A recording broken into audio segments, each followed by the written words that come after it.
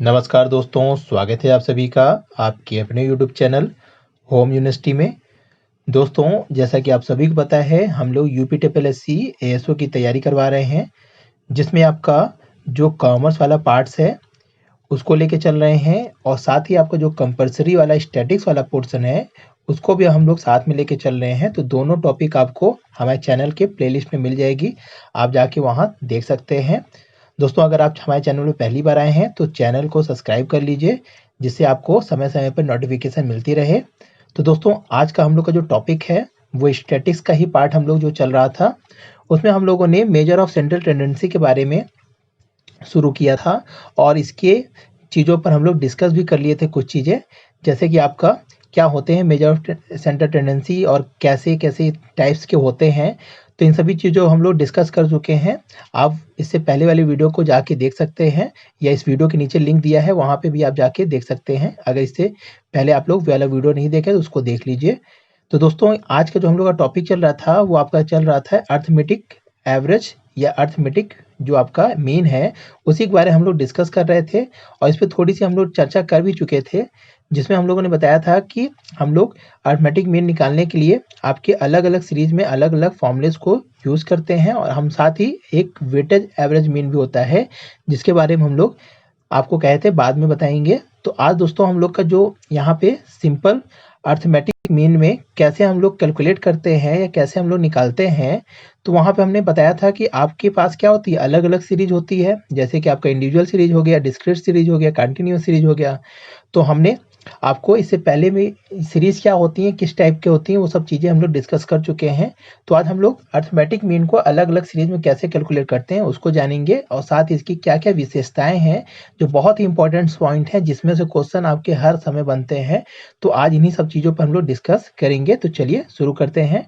दोस्तों, अगर सबसे पहले का हम लोग देख लेते हैं, आपका सिंपल मीन निकालने में जो इंडिविजुअल सीरीज होती है उसमें हम लोग कैसे निकालते हैं। तो दोस्तों, इंडिविजुअल सीरीज क्या होती है, एक बार हम यहाँ पे क्विक रिवीजन करा दें। तो दोस्तों, ऐसी सीरीज जहाँ पे क्या होती है, आपकी जो भी वैल्यू होती है एक्स की वैल्यू, वो एक क्या होती है, आप पर्टिकुलर इंडिविजुअल होती है। तो हम लोग उससे क्या कहते हैं, इंडिविजुअल सीरीज के अंतर्गत रखते हैं। जैसे कि हम लोग किसी एक कक्षा के बच्चों के नंबर्स को अगर हम लोग क्या करें, क्या कहते हैं, टेबल बना लेते हैं, तो वो कैसी सीरीज आ जाती है, इंडिविजुअल सीरीज। मतलब कि यहाँ पे प्रति व्यक्ति लोगों का हम लोग एक एक डाटा रखते हैं। जैसे कि यहाँ पे नंबर रोल नंबर 1 वाले की एक चीज़ ले लिए, 2 की हम लोग एक चीज़ ले लिए। तो यहाँ पे क्या है, इंडिविजुअली हम लोग जब डिफाइन करते हैं डाटा को, तो इसी को हम लोग क्या बोलते हैं, इंडिविजुअल सीरीज बोलते हैं। तो अब इसका हम लोग कैसे कैलकुलेशन करते हैं या कैसे इसमें हम लोग मीन निकालते हैं। तो दोस्तों, इसमें कुछ नहीं, सिंपल सा है, आप लोग किए भी होंगे, इजी सा। इसमें कुछ नहीं करना होता है, जैसे हम लोग इससे पहले वाले उदाहरण में बताए भी थे कि हम लोग सबसे पहले क्या करेंगे, जो भी इसकी क्या होंगी एक्स वैल्यू होंगी उसको सम कर लेंगे। इसी को हम लोग क्या बोलते हैं, समेशन एक्स बोलते हैं। और हम लोग रोल नंबर्स जितने भी होंगे या जितने भी वेरिएबल्स होंगे उससे जब हम लोग डिवाइड कर देते हैं, तो वो क्या हो जाता है, आपका मीन कैलकुलेट हो जाता है। तो ये जो आप निकालते हैं इसको हम लोग क्या बोलते हैं, डायरेक्ट मेथड बोलते हैं। इसी तरीके से डायरेक्ट मेथड में भी हम लोग क्या करते हैं, हम लोग समेशन ऑफ एक्स निकालते हैं यहाँ पे। और इस समेशन ऑफ एक्स को हम लोग जब क्या कर देते हैं, नंबर ऑफ वेरिएबल से डिवाइड कर देते हैं, तो हमारा क्या जाता है, मीन कैलकुलेट हो जाता है। तो ये दोस्तों आप लोग जनरली मैथ में भी करते आए होंगे डायरेक्ट मेथड का यूज।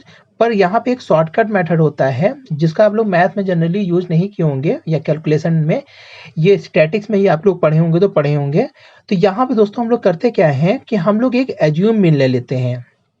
एज्यूम मीन का मतलब कि एक काल्पनिक माध्य अपने से हम लोग गढ़ लेते हैं और उसमें हम लोग क्या करते हैं, हम लोग एज्यूम मीन लेके उसको एक्स वैल्यू से हम लोग क्या करते हैं, उसका डेविएशन निकालते हैं। इसीलिए हम लोग उसको क्या बोलते हैं, डीएक्स बोलते हैं, डेविएशन वैल्यू या डेविएशन मीन्स हम लोग इसे बोलते हैं। तो जब हम लोग इसमें डेविएशन निकाल लेते हैं एक्स वैल्यू से, तो उसके डेविएशन में होता क्या है कि कुछ वैल्यू माइनस में आती है, कुछ वैल्यू आपकी प्लस में आती है। तो जब हम लोग प्लस माइनस के अंतर को निकाल के रख लेते हैं, तो उसको हम लोग क्या करते हैं, अपने नंबर्स ऑफ वेरिएबल से डिवाइड कर देते हैं और यहाँ पे हम लोग का जो एक्स्ट्रा वर्क हो जाता है वो क्या हो जाता है, हम लोग एज्यूम मीन बाद में इसमें ऐड कर देते हैं, तो हमारा वही आंसर आता है जो हम लोग डायरेक्ट मेथड के थ्रू निकालते हैं। जैसे कि यहाँ देखिए एग्जाम्पल दिया हुआ है, यहाँ पे हम लोग जैसे कि अभी डायरेक्ट मेथड से निकालें, तो अगर हम लोग इसको शॉर्टकट मेथड से निकालेंगे तो यहाँ पे क्या करेंगे, एज्यूम मीन 15 ले लिए। अब इसमें हम लोग क्या करेंगे, इसकी एक्स वैल्यू से डेविएशन निकालेंगे। डेविएशन मतलब विचलन करते हैं या उसमें अंतर निकालते हैं। तो अगर हम लोग 10 में से 15 घटाएंगे तो कितना आएगा, 5 आएगा, -5। इसी तरह हम लोग 13 में से 15 घटाएंगे -2 आएगा, फिर साथ में -15 करेंगे तो -8 आएगा। ऐसे करके हम लोग क्या कर लेते हैं, सारे डेविएशंस निकाल लेते हैं, और जो वैल्यू माइनस में होती है उसको माइनस में जोड़ के रख लेते हैं, और जो वैल्यू क्या होती है आपकी प्लस में होती है उसको हम लोग प्लस में रख लेते हैं। फिर प्लस माइनस का खेल आप लोग जानते ही हैं कि जो बड़ा होता है उसी का साइन आ जाता है, और हम लोग घटा देते हैं वैल्यू को, तो आपका क्या जाता है, यहाँ पे जैसे एग्जांपल में देखिए -24 आया है, इन माइनस वैल्यू को जोड़ के प्लस वैल्यू को यहाँ पे घटा दिए तो हमारा क्या आ गया, -24 आ गया। और यहाँ पे हम लोग एज्यूम मीन कितना लिए थे, इस फॉर्मूले में देखिए एज्यूम मीन हमने 15 लिया था, तो यहाँ 15 वैल्यू पुटअप कर देते हैं, और यहाँ पे जो आपकी deviation summation of deviation x आता है उसको यहाँ पे रख के हम लोग कैलकुलेट कर लेते हैं, तो अपना ही जो डायरेक्ट मेथड के थ्रू मीन आया रहता है वो ही आपका शॉर्टकट मेथड के थ्रू मीन आ जाता है। तो ये तो रही बात दोस्तों इंडिविजुअल सीरीज की। अगर हम लोग दूसरा सीरीज देख लेते हैं, डिस्क्रीट सीरीज, दोस्तों यहाँ पे ये सब चीजें आपको पढ़ी हुई होंगी, इसलिए आपको थोड़ा सा ये बोरिंग सा लगेगा, पर इसको थोड़ा सा बताना जरूरी है। जो बच्चे पहली बार इसको देख रहे होंगे तो उनको थोड़ा सा समझाना जरूरी है। तो दोस्तों डिस्क्रीट सीरीज क्या होती है इसको समझ लीजिए कि दोस्तों होता क्या है कि जब हमने आपको बताया था फ्रीक्वेंसी डिस्ट्रीब्यूशन, जब कोई आपकी इंडिविजुअल जो सीरीज होती है उसकी क्या होती है, आने की प्रवृत्ति ज्यादा हो जाती है, या कह सकते हैं कोई इंडिविजुअल पर्सन की क्या होती है, फ्रीक्वेंसी क्या होती है, बार बार आने की प्रवृत्ति होती है, तो उसे हम लोग क्या कर लेते हैं, डिस्क्रीट सीरीज में कन्वर्ट कर लेते हैं, क्योंकि वहां पे हम लोग का डाटा क्या हो जाता है, बहुत ज्यादा होता है। अगर हम लोग कहें कि एक गांव में जैसे गए और उस गांव में क्या हुआ, हमें पान की दुकान देखनी है और हमें दूध की दुकान देखनी है, तो क्या होगा, जरूरी तो होगा ना कि एक ही पान की दुकान होगी पूरे गांव में, एक ही दूध की दुकान होगी, बहुत सी होगी। तो यहाँ पे जैसे कि हम लोग दूध की दुकान देख लिए तो कितनी मिली हमको, 10 मिली। पान की दुकान हमें कितनी मिली, 2 मिली। तो हम लोग क्या कर लिए, ये क्या हो गए, ये दूध की आने की प्रवृत्ति कितनी थी, 10 बार। तो इस तरीके से क्या होगा, अगर हम इसको 10 बार लिखेंगे तो क्या हो जाएगी, डाटा बहुत ज्यादा हो जाएगा, कह सकते हैं कि कॉम्प्लिकेट हो जाएगा। इसीलिए हम लोग डिस्क्रीट सीरीज को बनाते हैं, और वहां पर हम लोग करते क्या है कि जो भी इंडिविजुअल साइज होती है आपका एक्स होता है, उसको जितनी बार आने की फ्रीक्वेंसी होती है उसके सामने हम लोग एफ वैल्यू से डिनोट करके लिख लेते हैं। तो दोस्तों यहाँ पे भी हम लोग 2 मेथड के थ्रू क्वेश्चन सॉल्व कर लेते हैं, एक होता है डायरेक्ट मेथड, एक होता है शॉर्टकट मेथड। यहाँ पे भी आपका सेम टू सेम वही फॉर्मूला है, बस यहाँ पे हम लोग समेशन ऑफ एफ एक्स निकाल के एन से डिवाइड कर देते हैं, और वहां पे हम लोग क्या करते थे, एक्स को एन से डिवाइड करते थे। यहाँ आप क्या है, समेशन ऑफ एक्स, ये समझ लीजिए दोस्तों। यहाँ पे हम लोग करते क्या है, जैसे कि आपका एक क्वेश्चन दिया हुआ है, अब इसमें हम लोग करेंगे क्या कि आपकी ये अगर हम लोग डायरेक्ट मेथड्स करेंगे तो हम लोग क्या निकालेंगे, यहाँ पे एफ एक्स निकालेंगे, ये क्या हो जाएगा आपका एफ एक्स हो जाएगा। तो इसमें हम लोग करते क्या है कि सबसे पहले हम लोग क्या करेंगे, इन दोनों को मल्टीप्लाई कर लेंगे। तो जैसे कि यहाँ मल्टीप्लाई करिए तो ये आ जाएगा कितना, 20, ये आ जाएगा 40, फिर ये आ जाएगा आपका कितना 60, फिर ये आ जाएगा आपका 70, और ये आ जाएगा आपका 8 सत्ते 56। तो इसको हम लोग टोटल कर लीजिए तो कितना आएगा 6, और ये आएगा 6 4 10, और 10 10 20, तो 22 22 5 आपका 27, 276 आ गया दोस्तों, 76 ही आएगा। देख लीजिए एक बार फिर से टोटल कर लीजिए, 6 4 10 और सॉरी दोस्तों 7 5 12 24 आएगा दोस्तों, हाँ 246 आएगा। तो यहाँ पे क्या आ गया, देखिए इसका जब समेशन हम लोग कर लिए तो यहाँ पे हम लोग जब एफ एक्स निकाल लिए, यहाँ पे एफ एक्स निकालने के बाद जब हम इसका समेशन कर लिए तो हमारा आंसर कितना है 246। इसी को हम लोग क्या बोलते हैं, summation of F x, summation of F x बोलते हैं। तो इसको हम लोग यहाँ पे रख लेते हैं फॉर्मूले में, और एन यहाँ पे देखिए दिया हुआ है 40, तो 40 को हम लोग क्या करेंगे, डिवाइड कर देंगे, तो हमारा आंसर कितना आ गया 6.15 आंसर आ गया। तो दोस्तों इस तरीके से हम लोग क्या करते हैं, डायरेक्ट मेथड में निकाल लेते हैं, और इसी तरह हम लोग शॉर्टकट मेथड का भी यूज करके यहाँ पे निकाल लेते हैं। यहाँ पे भी हम लोग क्या करते हैं, एज्यूम मीन निकाल के उसको हम लोग कैलकुलेट कर लेते हैं, जैसे कि पहले वाले इंडिविजुअल सीरीज में किए थे। तो यहाँ पे देखिए दोस्तों, यहाँ पे एज्यूम मीन 6 ले लिया है, तो यहाँ पे आपकी जो x की ये वैल्यू है, इसी से हम लोग क्या करेंगे, डेविएशन निकालेंगे। तो 4 माइनस 6 -2 आ गया, फिर 5 माइनस 6 -1, फिर 6 में से 6 गया 0, 7 में से 6 गया +1, 8 में से 6 गया 2। तो अब हम लोग क्या करेंगे, इसी डेविएशन से क्या कर देंगे, f की वैल्यू को मल्टीप्लाई कर देंगे। तो देखिए दोस्तों, यहाँ पे मल्टीप्लाई जब हम लोग किए तो यहाँ पे क्या आ गया, 5 2 जा 10, माइनस का 8 1 जा -8, फिर ये 0 में से किसी का गुणा किए तो 0 ही आएगा, फिर 10 एकम 10 और 7 दूनी 14। तो इसमें प्लस वाले वैल्यू को और माइनस वाले वैल्यू को जोड़ के जब आपस में घटा लेंगे तो यहाँ पे वैल्यू देखिए कितना आ गया, प्लस का 6 आ गया। और यहाँ पे हमने डेविएशन कितना लिया था, 6 लिया था। तो हम लोग 6 में से जब 40 को डिवाइड करेंगे तो आपकी वैल्यू कितनी आ जाएगी, 1.5 आ जाएगा। और यहाँ पे 6 को ऐड कर लेंगे तो आंसर हमारा कितना आ गया, 6.15। तो दोस्तों, चाहे आप डायरेक्ट मेथड से लगाइए, चाहे इनडायरेक्ट या शॉर्टकट मेथड से लगाइए, दोनों का आंसर आपका सेम 80 जाएगा। तो ये तो आपका हो गया डिस्क्रीट सीरीज। आखिरी में अगर हम लोग एक और सीरीज देख लेते हैं, जिसे हम लोग, ये आपका कंटिन्यूअस सीरीज। तो दोस्तों, जैसे इंडिविजुअल सीरीज डिस्क्रीट सीरीज होती है, उसी तरह एक आपका कंटिन्यूअस सीरीज होती है। ये क्या होता है ये भी समझ लीजिए कि दोस्तों, जब होता क्या है कि हमारी जो क्या कहते हैं वैल्यू होती है, वो क्या होती है, कंटिन्यूसली एक दूसरे से क्या होती है, जुड़ी होती है, और बहुत ही ज़्यादा डाटा हमें कलेक्ट करना होता है। तब हम लोग ऐसी चीज का प्रयोग करते हैं। जैसे एक एग्जांपल समझिए, जैसे हमने अभी एग्जांपल दिया था, क्या कहते हैं, गांव में जैसे गए थे, वहां पे हमने क्या लिया, एक पान वाले की दुकान ले ली, एक दूध वाले की दुकान ले ली, 2 ही थे डाटा। और यहाँ पे हम लोग, इसकी 2 दुकानें मिली थी, इसकी 10 दुकानें मिली थी।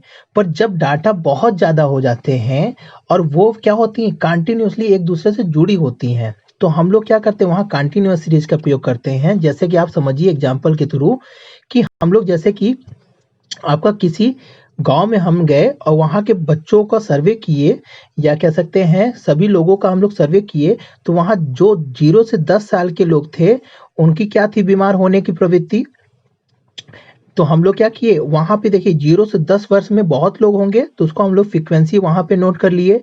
फिर 10 वर्ष से 20 वर्ष के बीच में कितने लोग थे, उनको हम लोग नोट कर लिए।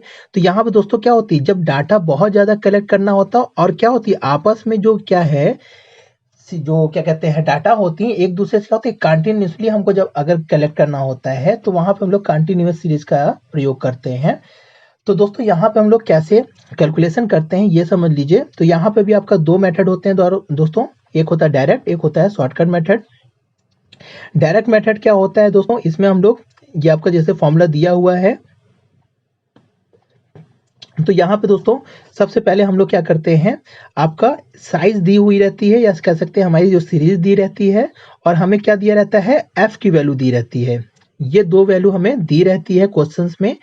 हमें क्या निकालना होता है, मिड वैल्यू यहाँ पे निकालना होता है, जिसे हम लोग एक्स बोलते हैं। तो मिड वैल्यू निकालने का सीधा सा फॉर्मूला होता है कि जो आपका L1 होता है, ये हमारा जो 0 है, या पहला पक्ष जो होता है उसको हम लोग L1 बोलते हैं, और ये जो दूसरा पक्ष होता है इसको हम लोग L2 बोलते हैं। जब L1 प्लस L2 करके हम लोग 2 से डिवाइड कर देते हैं, तो हमारी क्या जाती है, मिड वैल्यू हमें मिल जाती है। तो यहाँ पे हम लोग मिड वैल्यू निकाल लेते हैं इसी तरह करके, L1 प्लस L2 करके। तो जैसे यहाँ 0 क्या है, L1 है, और 10 क्या है, L2 है। तो L2 यहाँ पे 0 प्लस 10 अपॉन 2 करेंगे तो कितना आएगा, 5 आएगा। तो यहाँ पे देखिए हमने मिड वैल्यू कितनी ला दी, 5 ले दी। तो इसी तरह दोस्तों हम लोग मिड वैल्यू कैलकुलेट कर लेते हैं। ये सारी वैल्यू आपकी मिड वैल्यू आ गई है। अब हम लोग क्या करते हैं कि जो भी आपकी फ्रीक्वेंसी होती है, ये देखिए फ्रीक्वेंसी जो भी होती है, इससे क्या करते हैं, मिड वैल्यू से फ्रीक्वेंसी का मल्टीप्लाई कर देते हैं। तो यहाँ पे हमारा क्या जाता है, एफ एक्स वैल्यू हमारी पता चल जाती है।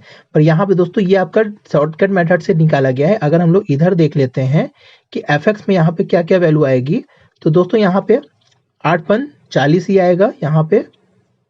फिर 15 का अगर हम लोग 12 से मल्टीप्लाई करेंगे तो कितना आ जाएगा आपका, 12 12 144, और आपका 36, तो कितना हो गया 144, और आपका 12 3 36, 6 4 10, और 8 180 आ जाएगा दोस्तों।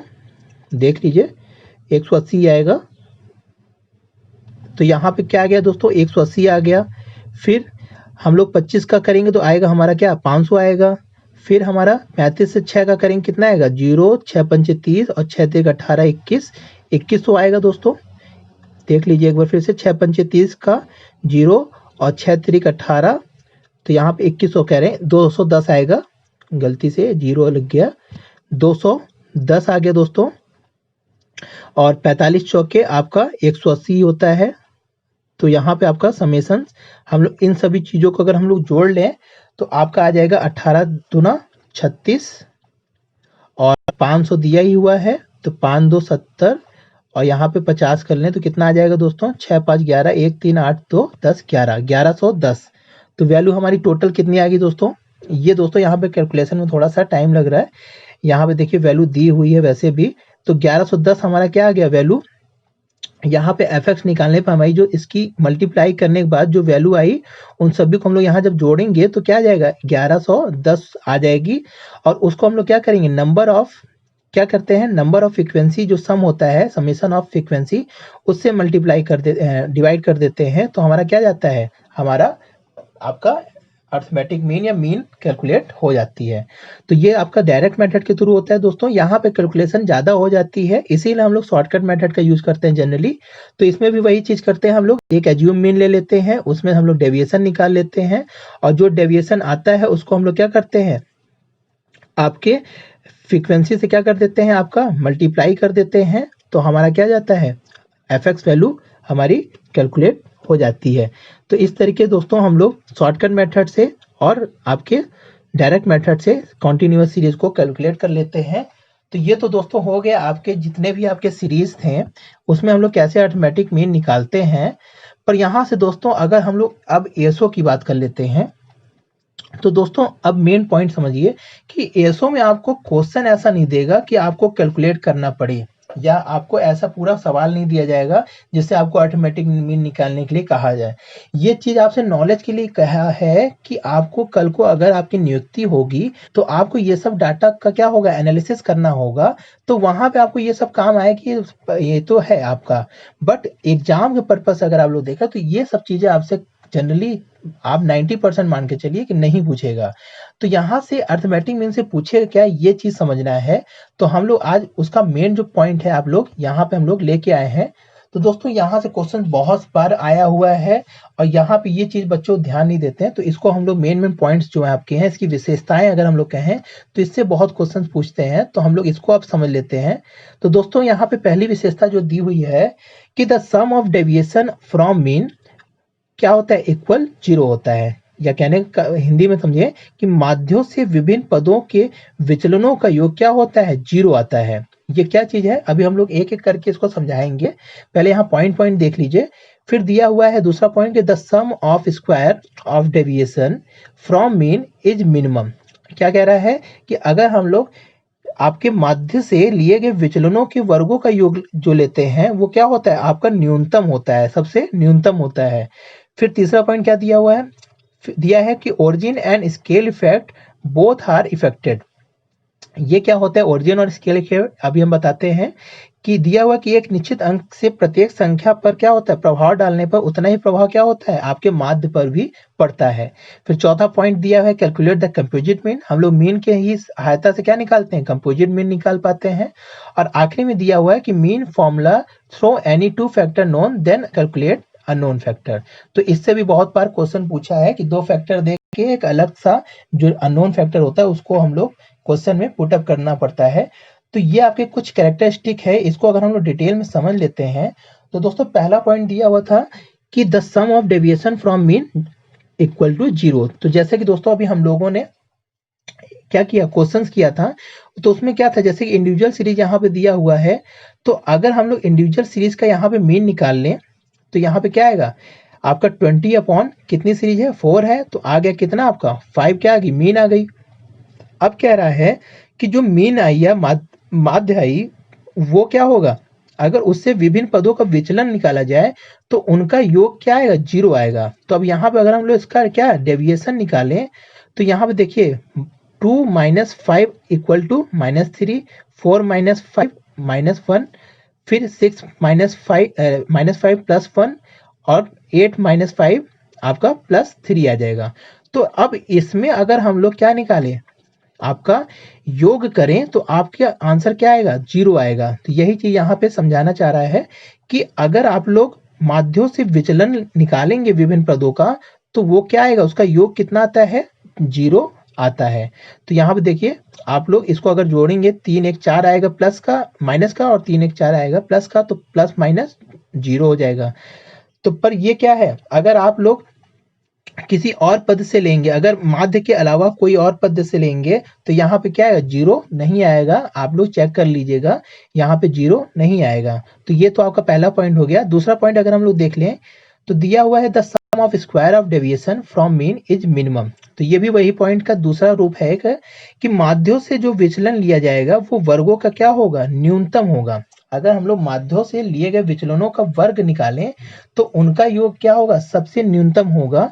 इसको समझ लेते हैं कि यहाँ जैसे देखिए दोस्तों, एक सीरीज दी हुई है, उसका अगर हम लोग क्या निकाले, यहाँ पे आपका मीन हमारा क्या आया था, 5 आया था जैसे दिया हुआ था। अब इसका हम लोग क्या निकालें, आपका डेविएशन निकाल लिए, तो यहाँ पे 3 4 1 3 आ गया था जैसे अभी हमने बताया था। अब अगर इसका हम लोग क्या निकाले, वर्गमूल निकाले, विचलनों के वर्गों का योग, तो यहाँ पे हम लोग इसका अगर वर्ग निकाले तो 3 का वर्ग क्या होगा, 9 होगा। 1 का 1 ही होगा, 1 का 1 ही होगा, 3 का फिर 9 होगा। तो यहाँ पे देखिए दोस्तों, माइनस माइनस क्या हो जाता है, प्लस हो जाता है, आपको पता ही होगा। तो यहाँ पे वही चीज हुआ है कि -3 इंटू -3 इक्वल टू क्या आ जाएगा, 9 आ जाएगा। तो अब अगर हम लोग इनको जोड़ते हैं तो यहाँ पे आपका क्या आएगा, 20 आएगा। तो ये क्या कह रहा है कि ये जो 20 आया है ये सबसे कम वैल्यू है विचलनों के वर्गों का। अगर हम लोग यहाँ माध्य के अलावा किसी और चीज को विचलन में लेंगे तो यहाँ पे क्या आएगा, आपका 20 ना आकर क्या आएगा, दूसरी वैल्यू आएगी या 20 से अधिक वैल्यू आएगी। तो देख लीजिए, चाहे इसको एग्जांपल में समझ लीजिए कि यहाँ पे हम लोग एज्यूम मीन 2 ले लिए, 5 की जगह क्या ले लिए, यहाँ 2 लिए। तो हम लोग अब इसका क्या करेंगे, 2 में से 2 घटाएंगे तो 0 आएगा, 4 में से 2 घटाएंगे तो 2 आएगा, 6 में से 2 घटाएंगे तो 4 आएगा, और 8 में से 2 घटाएंगे तो 6 आएगा।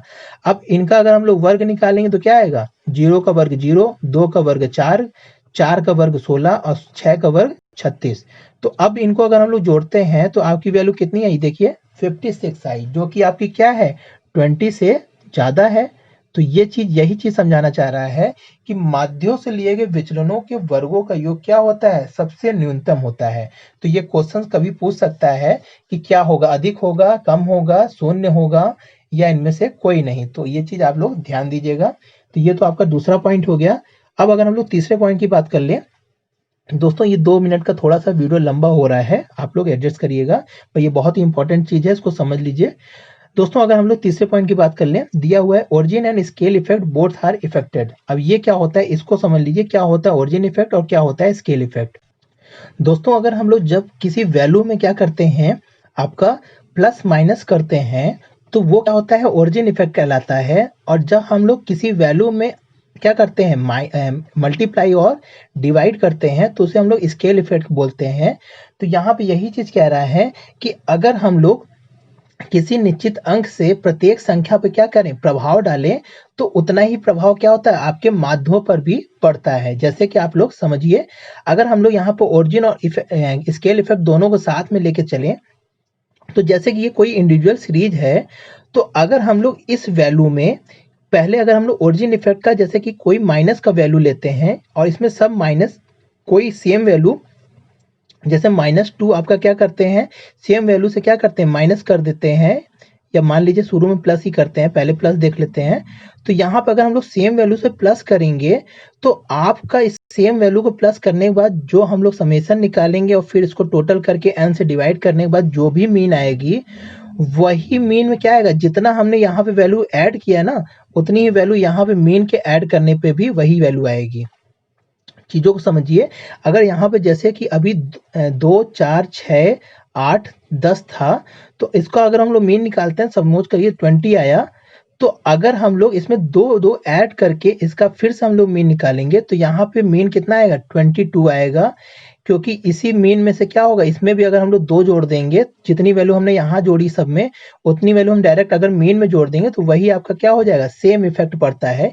तो इसी को हम लोग ओरिजिन इफेक्ट बोलते हैं, अगर हम लोग प्लस माइनस करते हैं वैल्यू में। और साथ ही अगर हम लोग वही वैल्यू में अगर माइनस या मल्टीप्लाई और डिवाइड भी करते हैं, जैसे यहाँ पे हम लोग मल्टीप्लाई 2 कर दें, तो भी क्या होगा, जो हम लोग इसका मीन दोबारा निकालेंगे वही मीन में हम लोग अगर डायरेक्ट 2 से डिवाइड कर देंगे तो आप मल्टीप्लाई कर देंगे तो वही चीज क्या आ जाएगी, आपकी मीन उतनी ही वैल्यू से मल्टीप्लाई होके आ जाएगी। इसको अगर हम लोग एग्जाम्पल से समझ लें तो दोस्तों जैसे कि हमारा जो मीन था वो आया हुआ है कितना, 15 आया हुआ है। अब अगर हम लोग इसमें ओरिजिन और आपका स्केल इफेक्ट कर लेते हैं तो देखिए दोस्तों, जैसे कि यहाँ पर हम लोग पहले +2 -4 मल्टीप्लाई 4 और डिवाइड बाई 2 किए हुए हैं, तो इसको अगर हम लोग कैलकुलेट करते हैं तो यहाँ पर क्या आया, 26 आ रहा है। देख रहे हैं दोस्तों। अब अगर हम लोग इसमें आपका क्या करते हैं, इसकी वैल्यू को साइन उल्टा करके करते हैं, यहाँ प्लस की जगह माइनस कर देते हैं, माइनस की जगह प्लस, तो भी इसको जब हम लोग कैलकुलेट करेंगे तो भी आंसर क्या आएगा, आपका 26 ही आएगा। तो यहाँ पे क्या हो रहा है दोस्तों, यही चीज कहना चाह रहा है कि ओरिजिन इफेक्ट और स्केल इफेक्ट दोनों पे क्या होता है, इसका बोथ इफेक्ट पड़ता है। पर जब अभी हम लोग डिस्पर्सन स्क्वीनेस पढ़ेंगे तो वहां पे देखिएगा आपका ओरिजिन इफेक्ट नहीं, स्केल इफेक्ट आपका प्रभावित करेगा, तो वहां पे हम लोग उस चीज को डिस्कस करेंगे। पर यहाँ पे अगर आप लोग मीन की बात करें तो मीन में क्या होता है, आपका दोनों प्रभाव सेम टू सेम पड़ते हैं, ओरिजिन इफेक्ट भी और स्केल इफेक्ट भी। तो इस चीज को आप लोग समझ लिए। अब अगर हम लोग नेक्स्ट पॉइंट की बात कर ले तो यहाँ पे देखिए दिया होता है कैलकुलेट द कंपोजिट मीन, या क्या है, सामूहिक माध्य की गणना। तो दोस्तों जब हमारे पास क्या होती है, बहुत से क्या होती है, मीन होती है, तो अगर हम लोग क्या करें, सभी मीन का क्या कर लें, एवरेज निकाल के उसको फिर से हम लोग उसका मीन निकालते हैं, तो उसी को हम लोग क्या बोलते हैं, कंपोजिट मीन बोलते हैं, जिसका फॉर्मूला क्या होता है, x1n1। यानी कि यहाँ पे दोस्तों वही चीज है कि हम लोग एक माध्य का निकालिए, दूसरे माध्य का, तीसरा माध्य, चौथा माध्य, ऐसे करके जितने भी माध्य होंगे उनको सभी माध्यों की वैल्यू से या कह सकते हैं n से डिवाइड कर देते हैं, तो हमारा क्या आता है, कंपोजिट मीन निकल आता है। लास्ट में दोस्तों ये पॉइंट अगर देख लें, पांचवा पॉइंट क्या दिया हुआ है कि mean formula through any two factor known the calculate unknown factor. अब क्या है दोस्तों कि अगर बीजगणितीय संबंधों के आधार पर अज्ञात मूल की गणना हम लोग मीन की मदद से कर लेते हैं। अगर दोस्तों क्वेश्चंस में आपके कभी कभी ऐसा क्वेश्चन पूछता है कि आपको एक सीरीज दे दी जाती है और उसमें क्या होता है, एक अननोन फैक्टर को मिसिंग कर देते हैं, कहते हैं कि इस अननोन फैक्टर को ज्ञात करिए, तो यहाँ पे क्या होता है, मीन के फॉर्मूले की मदद से हम लोग क्या कर लेते हैं, इसको कैलकुलेट कर लेते हैं अननोन फैक्टर को भी। तो दोस्तों ये मैथ का ही एक जादू है जो आप लोग समझते ही होंगे, पक्षांतर का जादू। तो यहाँ पे दोस्तों मीन के ही आधार पर हम लोग इसको निकाल लेते हैं। तो यहाँ पे दोस्तों क्या करते हैं, अगर हम लोग इस फॉर्मूले में इस क्वेश्चन को सॉल्व करें तो यहाँ पे दिया हुआ है जो आपका मीन है वो यहाँ पहले से दे दिया है कि 19 माध्य आया है। अब हमको इस सीरीज में से ये वैल्यू मिसिंग है जो उसको ज्ञात करना है। तो यहाँ पे हम लोग क्या करेंगे, सबसे पहले समेशन ऑफ एफ एक्स निकाल लेंगे। तो समेशन ऑफ एफ एक्स निकालने के लिए हमें क्या चाहिए, हमने कंटिन्यूअस सीरीज में भी बताया कि सबसे पहले हम लोग क्या निकालेंगे, मिड वैल्यू निकाल लेंगे। तो यहाँ पे सारी मिड वैल्यू अगर हम लोग कैलकुलेट कर लिए तो अब क्या करेंगे, इस मिड वैल्यू से फ्रीक्वेंसी से मल्टीप्लाई कर देंगे। तो यहाँ पे हमने क्या किया, फ्रीक्वेंसी से मल्टीप्लाई कर दिया। तो इन सभी को मल्टीप्लाई करने के बाद जो आपका क्या आएगा, यहाँ पे मल्टीप्लाई होगा नहीं, क्योंकि यहाँ पे क्या है आपका, ये क्या है, अननोन फैक्टर है। तो यहाँ पे हम लोग मिड वैल्यू को इससे मल्टीप्लाई कर देते हैं। मान लीजिए यहाँ पे a है तो यहाँ पे वैल्यू क्या आएगी, 17.5 इंटू ए आ जाएगी। अब हम लोग इन सभी चीजों को क्या कर लें, ऐड कर लें। तो यहाँ पे आपका देखिए कितना आएगा, जो वैल्यू अननोन है उसकी वैल्यू आपकी 240 आ गई, और जो अननोन था वो क्या था, 17.5 इंटू ए। तो अब ये चीज अगर हम लोग दोस्तों यहाँ पे क्या डाल देंगे, पहले वाले ऊपर समेशन एफ एक्स में डाल देते हैं इस वैल्यू को, और नीचे आपका क्या दिया हुआ है, आपका f की वैल्यू अगर हम लोग जोड़ते हैं तो यहाँ पे नोन जो आया वो तो 12 है और जो अननोन है वो a है। तो यहाँ पे हम लोग क्या करेंगे, इस वैल्यू को भी पुटअप कर देंगे।